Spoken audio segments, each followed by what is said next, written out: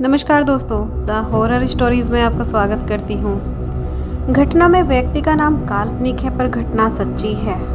ये घटना जमशेदपुर के अमित नाम के व्यक्ति की है। अमित जमशेदपुर में नहीं रहता था, उसकी नानी का घर जमशेदपुर में था।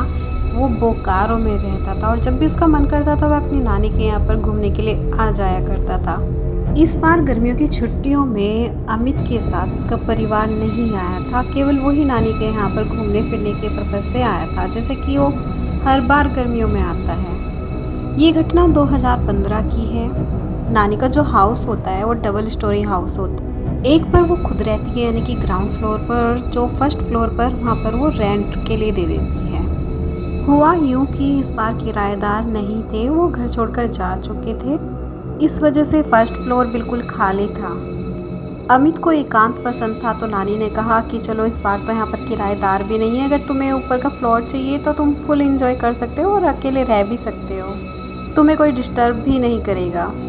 ये सुनकर अमित बहुत ज़्यादा खुश हो गया कि उसको तो वैसे भी पसंद था कि अकेले रहना, अकेले सब कुछ करना, कि कोई डिस्टर्बेंस नहीं आना चाहिए बस उसकी लाइफ में।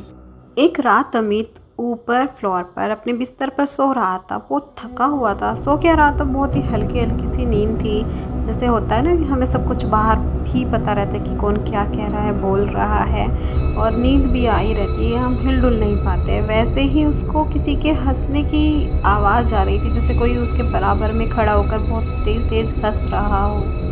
अमित की आंख खुल गई और उसने देखा यहाँ पर तो कोई नहीं है, पर हंसने की आवाज़ फिर भी आ रही थी। इस बार उसको लगा कि विंडो के पास से आवाज़ आ रही है किसी के हंसने की, तो वो विंडो के पास गया। उसने देखा कि वहाँ दो लड़कियाँ हंस रही है, एक उसके उम्र की थी और एक थोड़ा छोटे उम्र की थी। दोनों लड़कियाँ गार्डन में आराम से खेल रही थी और विंडो से बिल्कुल साफ साफ दिख रहा था उन दोनों का चेहरा। रात 11 बजे कौन खेलता है ऐसे।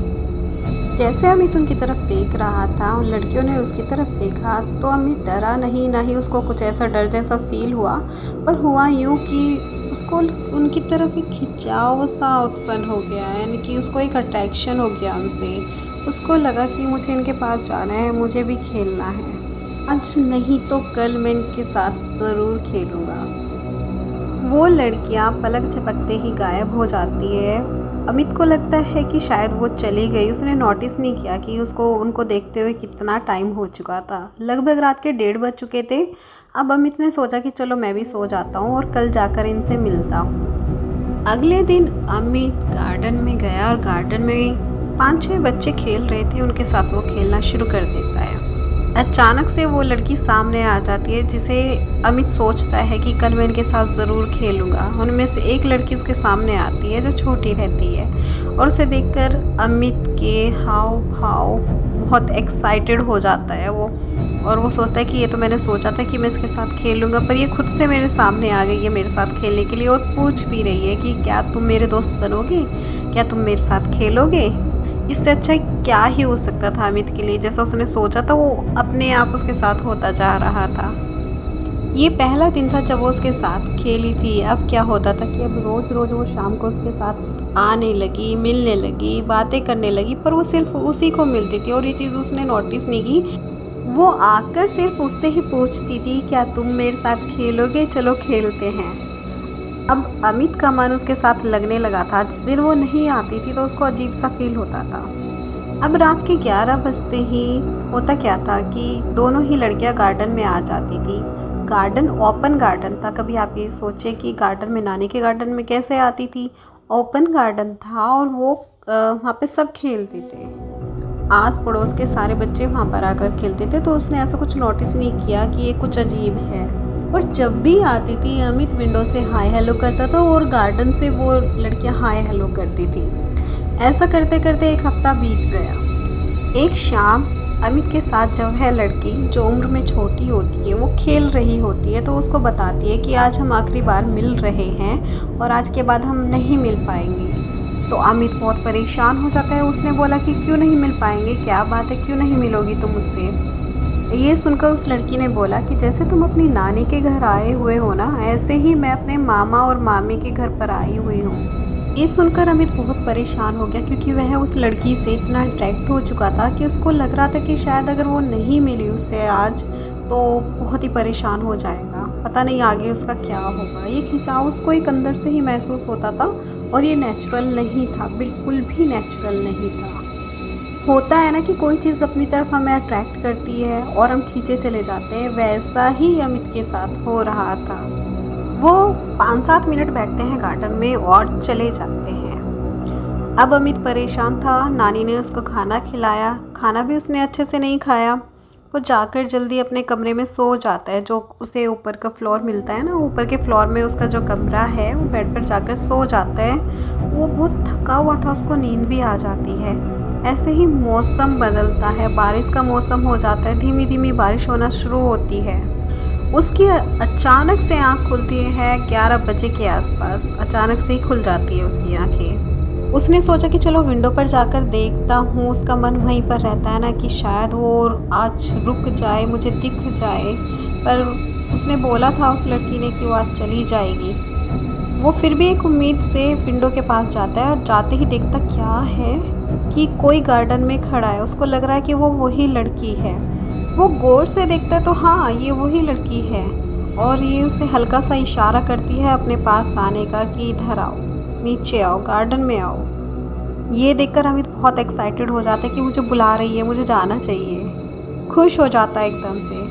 वो खुश होकर उसके पास जाने लगता है और ये सोच रहा है कि शायद ये आज मेरी वजह से ही रुकी है और ये कल चली जाएगी। आज मैं इसके पास जाता हूँ और अपनी दिल की बात कर देता हूँ।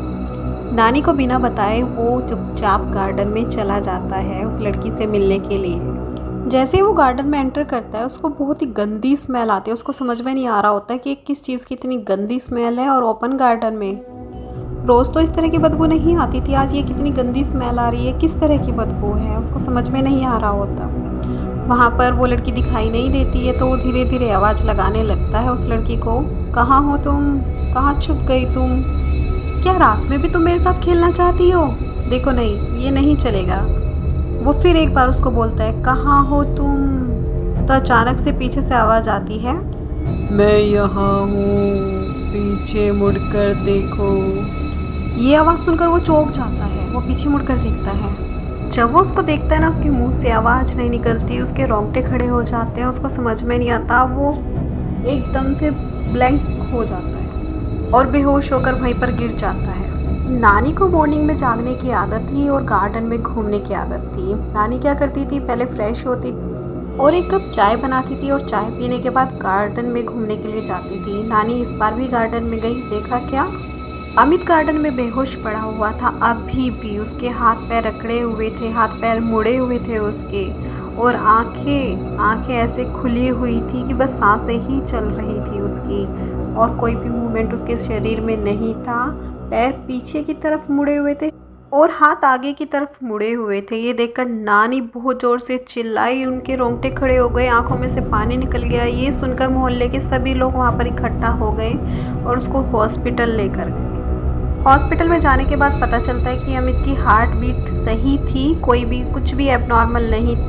फिर भी डॉक्टर ये पता लगाने में असमर्थ थे कि उसको हुआ क्या है, क्योंकि उनको समझ में नहीं आ रहा था कि ये किस तरह की बीमारी है जिसका वो इलाज करेंगे। बीमारी पता हो तो डॉक्टर इलाज भी करे, जब बीमारी का ही समझ में नहीं आता तो डॉक्टर क्या ही इलाज करेंगे। नानी को अब समझ में आ गया, क्योंकि ऐसा ही केस उनके पड़ोस में एक बार पहले भी हुआ था एक बच्चे के साथ। तो नानी को वही केस याद आया। नानी ने उनसे, पड़ोसी से बात की कि तुम्हारे बेटे के साथ ऐसा हुआ था ना, बताओ तुमने क्या किया था। उन्होंने एक तांत्रिक का नंबर दिया और नानी ने उस तांत्रिक को घर पर बुलाया और उससे अमित का इलाज कराया। अमित ने इलाज होने के बाद धीरे धीरे से बोलना शुरू किया और सारी बात क्या थी नानी को बतानी शुरू कर दी कि मेरे साथ इस तरह घटना हुई थी। मैं विंडो पे जाता था, एक लड़की दिखती थी और दिन में भी हम खेलते थे। तांत्रिक ने बताया ये सिर्फ इसी को दिखाई देता था और इसी के साथ ये सब चीज़ें हुई हैं और वो उसको ले जाने के लिए अपने साथ आई थी। पर ये तो इसकी किस्मत अच्छी है कि ईश्वर का आशीर्वाद है इसके ऊपर कि ये टाइम पर बच गया। अगर आप 2 घंटे और रुक जाते तो शायद ये बच नहीं पाता।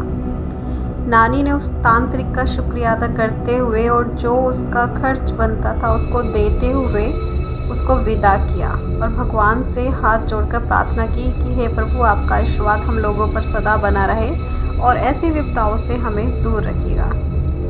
स्टोरी अच्छी लगी है तो like share and subscribe. Thank you.